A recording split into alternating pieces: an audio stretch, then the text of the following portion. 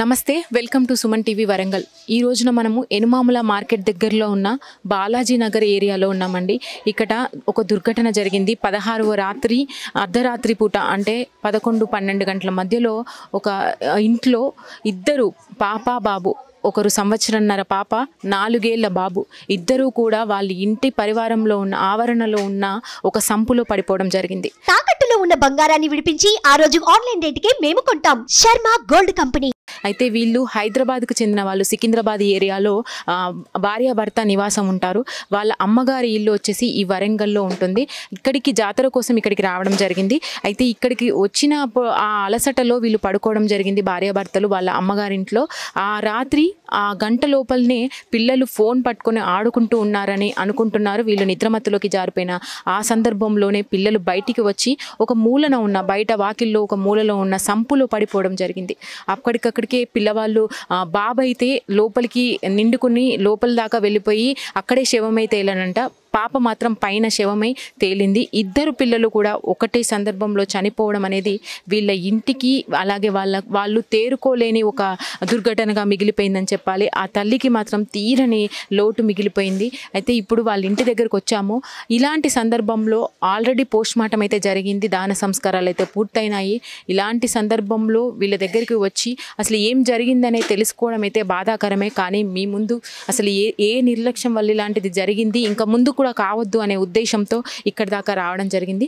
వాళ్ళతో మాట్లాడే ప్రయత్నం అయితే చేద్దాం, ఏం జరిగిందో పూర్తి వివరాలు అయితే తెలుసుకునే ప్రయత్నం చేద్దాం రండి। పిల్లల తాతగారు మనతో ఉన్నారండి, వాళ్ళని అడిగి తెలుసుకుందాం। సార్ చెప్పండి అసలు ఏం జరిగింది? పిల్లలు ఇక్కడ పైసలు ఇవ్వాలి, మా 6 లక్షల దాకా పైసలు రావాలి, ఆ పైసల గురించి వచ్చారు వీళ్ళు। సాయంత్రం 4 గంటలకి శాతవరంకి ట్రైన్కి బయలుదేరారు। వచ్చేలోపు నేను వంట చేశా, వాళ్ళు వచ్చాక 8 అయింది నైట్।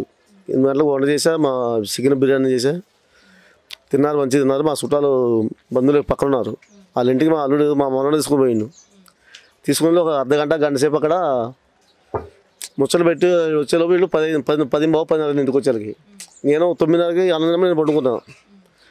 మా అల్లుడు వచ్చి మా మనవాడిని మా బిడ్డకు పెట్టుకున్నామని మా బిడ్డ పాలు ఇచ్చి వీళ్ళ దగ్గర 2 సార్లు ఉంటాయి కదా, మా మనవరాలకి మనవాడికి గ్రేవ్స్ పెట్టి వీళ్ళకి ఇచ్చి మా బిడ్డ పాలు ఇచ్చి దగ్గర నిద్రపోయింది కాదు మనిషి। ఆ 10 నిమిషాలు 10 గంటలో వీళ్ళు బయటకు వచ్చి హౌస్లోకి వచ్చి ఎట్టబడ్డది అది।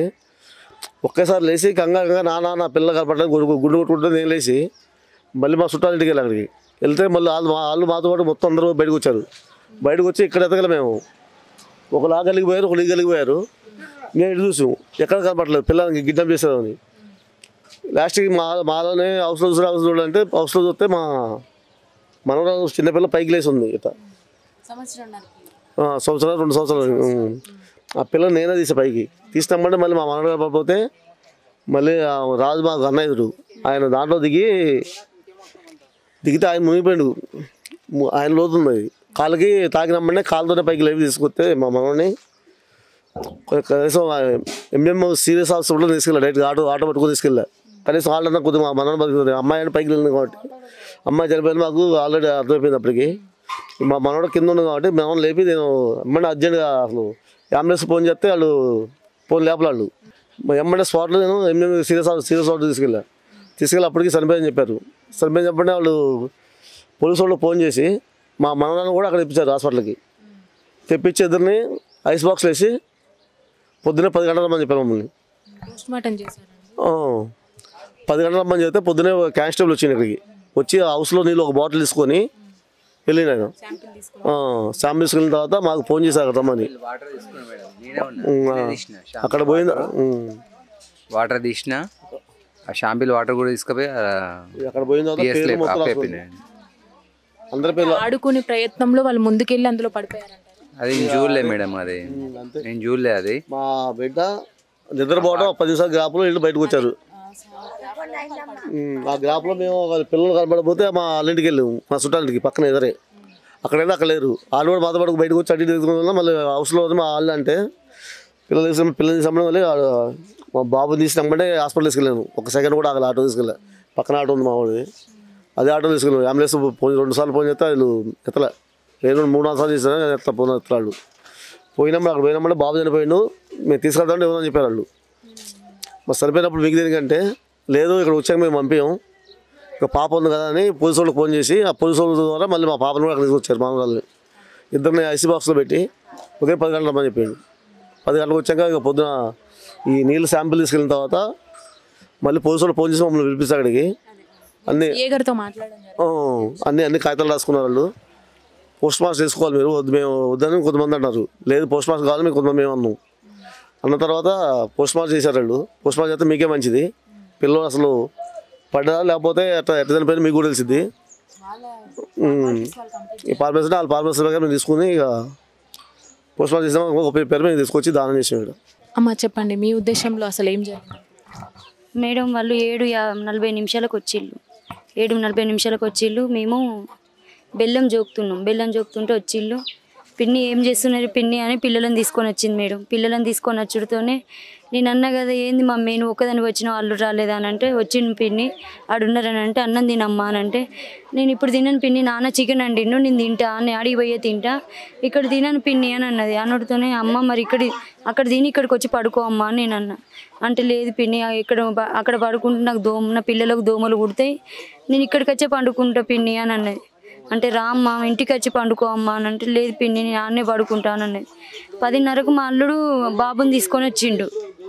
వచ్చి ఏం చేస్తాలా అంటే ఏం లేదు నాన్న పడుకున్న మాకు ఇట్లా అని మేము అన్నడితోనే ఏందయ్యా గట్లయినా అంటే, నాకు యాక్సిడెంట్ అయింది పిన్ని మీకు తెలియదా అని అంటే, మాకు తెలియదు నాన్న అని మేము అన్నడితోనే నా పరిస్థితి బాగాలేదు అది అని చెప్పి, నాకు ఇక్కడ ఒకరు డబ్బులు ఇవ్వాలని వచ్చిన, నేను లేకుండా రాకపోతున్నది అని అంటే, మరి అత్తమ్మకు తెలుసా మీరు వచ్చినట్టు అని అంటే, అత్తమ్మకు తెలియదు అంటే, నేను బాల్ని అడుగుతా తీయ అని నేను అన్నా. ఆయన కొంచెం తాగున్నాడు.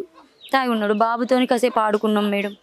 మా అక్క బిడ్డ పిల్లలున్ను మా పిల్లలతో ఆడుకున్నాడు బాబు. ఆడుకున్నాక ఆ బాబు 10:30కు ఇటు అత్త అంటే కుక్కలు ఎంబడబడ్డాయి మేడం. కుక్కలు ఎంబడబడి కూడా బాబును పోనీయలే, అసలు కుక్కలు పోనీయలే, అసలు ఇటు పోనీయాలి అటు పోనీయలే. మా బిడ్డ గది ముడితో ఇటు వచ్చిండు అంతే. ఇక మేడం మా కరెంటు పోవడంతోనే మేము అక్కడ దాకా కరెంటు పోయిందని అక్కడ దాకా వచ్చుడితోనే బాబు శబ్దం అయితే తినబడ్డది మేడం. అమ్మ అమ్మ అని పిలుచుడు అయితే తినబడ్డది, 10 సార్లు వినబడ్డది అంతే. ఇక మేము ఆ సంఘటన జరిగే ముందే బాబు అరిచిండు అమ్మ అమ్మ అని పిలిచిండు మేడం. ఒడ్డుతోని ఏంది మమ్మీ గట్ల ఊరుతాండు శౌర్య అని అంటే, ఆయన అబ్బాయి అప్పుడప్పుడు అల్లరి చేస్తారు మేడం. 1-2 గంటల దాకా అబ్బాయి పడుకోడు సామాన్యంగా. అయితే అట్లా అల్లరి చేస్తాను కావచ్చు అని మేము అనుకున్నాం మేడం. ఇట్లా కన్ను ఇట్లా మూసుకున్నాం మేడం. 11 అవుతుంది. మా బిడ్డ మా అల్లునితో మాట్లాడుతుంది ఫోను. మా అల్లునితో మాట్లాడుతుంటే వచ్చి, బాబాయ్ పిన్ని నా పిల్లలు అవపడతలేరు అస్సలకి, ఇక్కడ లేరు బాబాయ్, నేను ఎక్కడ పోయిలో ఏం కదా అని వాళ్ళు ఎడుతుంటే, ఏంది కిడ్నాప్ ఇట్లా చేసేది కావచ్చు, చిన్నపిల్లలను ఎత్తుకపోతాను అదని మేము మా ఆయన నేను అటు రోడ్డుకి వెళ్ళి ఉరికినాం. ఉరుకుడుతోనే మా నడిపక్క వచ్చి దప్పన హౌజ్లోకి ఇట్లా చూడండి వాళ్ళకి హౌజ్ ఉన్నది కదా అని మా నడిపక్క అనుడితోనే అక్కడ నుండి ఇక్కడ ఉరికొచ్చినాం మేడం. అక్కడ నుండి ఉరికొచ్చే వరకు పాప తేలున్నది మేడం, బాబు లోపట ఉన్నాడు. ఎట్లా తేలుంటుంది మేడం వాళ్ళు? అదే మాకు భయం అవుతుంది. అసలు పాప ఎట్లా తేలుంటుంది, బాబు ఎట్లా లోపట ఉంటాడు? బాబు కొంచెం బరువు ఎక్కువ ఏమో తెలియదు మేడం. ఇద్దరు లడ్డుగానే ఉంటారు మేడం. పాప ఏడుపు ఏమి వినిపించలేదు మీకు? బాబు ఏడుపు మాత్రమే, ఒక బాబు ఏడుపై వినిపించింది మేడం. పాప ఏడుపు అయితే అస్సలు వినబలే. ఇద్దరు బాగానే ఉంటారు మేడం. ఇద్దరు ఒకటే సమానం, దొడ్డు గిడ్డు మొత్తం బాగుంటారు. అసలు బాబు మాటిని మేము ఉరికి వచ్చినా కానీ బాబును కాపాడుతూ కావచ్చు మేడం. అనుకోలేదు కదా. అందుకే మేడం వాళ్ళు అసలు వచ్చి ఇట్లా చూసుడుతోనే మా ఆయన నార్మల్గా కూడా సంపు మీద మూత ఎప్పుడు మూసే ఉంటుందా? లేదు, తీసే ఉంటుంది మేడం. ఎందుకు నల్ల సంప? అదే నల్లదే మేడం. రోజు నల్ల నీళ్ళు వస్తుండే, రోజు వస్తాయి మేడం. అసలు అబ్బాయి చెప్పాలంటే ఎక్కువ ఎప్పుడు అటు పోలే సామాన్యంగా. అసలు మళ్ళీ లైట్ బంద్ చేసి ఉన్నది మేడం. నార్మల్గా చిన్నపిల్లలు లైట్ లేకపోతే భయపడుతుంటారు బయటికి రావడానికి. అది కూడా రాత్రిపూట 11ంటికి బయటికి వచ్చి ఆ సంపు దగ్గరికి వెళ్ళి పడిపోవడం అన్నది మాత్రము అది అసలు అర్థం కాని. మా ఆయన వచ్చిండు ఇట్లా లైట్ పెట్టి చూసుడుతోనే మేడం వాళ్ళ పాప ఉన్నది అని మేము ఒర్రినాం మేడం. ఒర్రి ఇక్కడ మేము ఎవరుతాం కనిపించలేదు. పాప కనిపించడుతోనే మా బావ తీసిండు మేడం. మా బావ తీసిండు. బాబేటి పోతాడు అది దాన్ని నేను ఒర్రిన మేడం. బాబేటి పోతాడు మరి పాప ఆడనే దొరికినప్పుడు బాబేటి పోతాడు. ఒకసారి ప్రశాంత్ దిగు అది ఇదని మా ఆయన నేను రిక్వెస్ట్ బాగా బదిలేను. లైట్ పెట్టి చూస్తే అవి చాలా రోజుల నీళ్లు మేడం, అవి మురుకులు అవి మురుకులు ఉండి నల్లగా ఉన్నది కదా మేడం, మళ్ళీ చీకటి కదా. అట్లే వేసి మా ఆయనను పోయి చూడుకోనంటే కనబడతలేరు మమత అది ఇదని మా ఆయన అన్నాడు మేడం. మా బావను మా అక్క వాళ్ళ భర్తని బతిలాను, బావ ఒకసారి దిగండి బావ దండం పెడతా, దబ్బన బాబు కూడా అందులోనే ఉండొచ్చు బావ అది అని అంటే మా బావ లోపలికి ఇట్లా దునికి ఇట్లా కాలుతో ఇట్లా అంటే అలా దొరికింది మేడం. అప్పుడు అది ఘోరం పరిస్థితి. ఇక బాబు వాళ్ళని తీసుకొని పోతే మా ప్రాణాలు వెళ్ళిపోయినాయి, అసలు తట్టుకోలేని ముచ్చట. ఇక వాళ్ళది ఆడికి పోయినాక కూడా అందరి కాళ్ళ మీద పడ్డది మేడం. మా బిడ్డ అప్పటికే చనిపోయిల్లు మేడం. మా ఆయన అన్నాడు వాళ్ళు చనిపోయిల్లు నువ్వు చూసుకోవా అది అని. మస్తు ఏడ్చినాం మేడం. మేము తెల్లని దాకా ఇంత మాకు నిద్ర లేదు ఏం లేదు, పిల్లలను పట్టుకుని. మా బావును మా ఆయన మా బావ, ఈయన మా బావ, వాళ్ళిద్దరు పాపను ఈ బావ తీసిండు మాట్లాడినాయనే. మా బావను ధైర్యం చేసుకుని దిగు బావ అని నేనే రిక్వెస్ట్ చేసిన మా బావను. బావ దిగు బావ అని అంటే ఆయన దిగలేకపోయిండు మేడం. కాలుతో ఇట్లా మనం రాకినట్టు అంటాం చూసినామా మేడం, అట్లా అనుడితోనే తగిలిండు. తగులుతోనే ఆ కాలుతో ఇట్లా లేబట్టి ఆయన అసలు ఎత్తుకొని ఏడుతుంటే మేము తట్టుకోలేకపోయినాం మేడం. మేము అసలు తట్టుకోలేకపోయినాం. ఇంట్లో రావద్దు అసలు, ఆమె బతుకుతుందో చనిపోతుందో అన్న భయం బాగున్నది మేడం. ఆమె తట్టుకోలేదు. ఆమెకు పిల్లలంటే మస్తు ఇష్టం మేడం. ఆమెకు నేను చెప్పి ఆమె ఉరుకుతా అంటే మా అక్కని అడగను మేడం. మేము ఉరుకుతా అంటే అసలు ఆమెను ఆపలేక వాళ్ళ అమ్మ వాళ్ళు మేడారమ్మ కాడ ఉన్నారు మేడం, వాళ్ళు హోటల్ పెట్టిళ్ళు. వాళ్ళు వచ్చేదాకా మేము ఆపలేక సతాయించి మాకు నా వల్ల అయితే లేదు మేడం. అంతా పడిది ఇప్పుడు ఆమె బతుకుడు చాలా కష్టం మేడం. ఆమె ఉండలేదు. రైట్, చూశారు కదా. అయితే ఎనుమమ్మల మార్కెట్ ఏరియాలో బాలాజీ నగర్లో ఈ సంఘటన జరిగిన ప్రదేశానికి అయితే వచ్చాం. వాళ్ళందరినీ కూడా మాట్లాడించే ప్రయత్నం చేశాము. అయితే తేజస్విని అనే అమ్మాయి, శౌర్య తేజ అనే అబ్బాయి, 1.5-2 సంవత్సరాల మధ్యలో ఉన్న పాప, ఇంకా 4 ఏళ్ళ అబ్బాయి కూడా అదే సంపులో పడడం జరిగింది. మీకు చూపించినట్టుగా ఆ సంపులో వాళ్ళిద్దరూ తేలియాడడం అయితే వీళ్ళు గమనించి అయితే తీశారు. కానీ అంతకు ముందే బాబు అరుపులు వినిపించాయని కొంతమంది అంటున్నారు, చుట్టుపక్కల వాళ్ళు అంటున్నారు. వాళ్ళ పిన్ని, వాళ్ళ అమ్మాయి వాళ్ళ పిన్ని, వాళ్ళ మదర్ వాళ్ళ ఆ పిల్లల మదర్ వాళ్ళ పిన్ని కూడా వాళ్ళు మనతో మాట్లాడడం జరిగింది. చుట్టుపక్కల వాళ్ళు కూడా కొంచెం అరుపులు వినిపించాయని చెప్తున్నారు. ఏదేమైనా కూడా ఇద్దరు ఒకే కుటుంబానికి చెందిన పిల్లలు, ఒక తల్లికి జన్మించిన ఈ పిల్లల్ని ఆమె కోల్పోవడం అనేది వాళ్ళ కుటుంబానికి మాత్రము తీరని లోటుగా మిగిలిందని చెప్పాలి. అందరూ కూడా శోక సముద్రంలో మునిగిపోయారు. సిఏ గారిని కూడా మనము అడిగి తెలుసుకున్న ప్రయత్నం చేశాము. ఆయన కూడా అదే చెప్పారు. రాత్రి మాకు ఇన్ఫర్మేషన్ వచ్చిందండి, అప్పటికే 2 పిల్లలు చనిపోయి ఉన్నారు, మేము ఎంజిఎంకి తరలించాము, కానీ అప్పటికే చనిపోయారని వాళ్ళు చెప్పారు. మా ఫార్మాలిటీస్ ప్రకారం అయితే మేము ఆ శాంపిల్ని కూడా, ఆ సంపులో ఉన్న వాటర్ శాంపిల్ని కూడా తీసుకెళ్ళాము.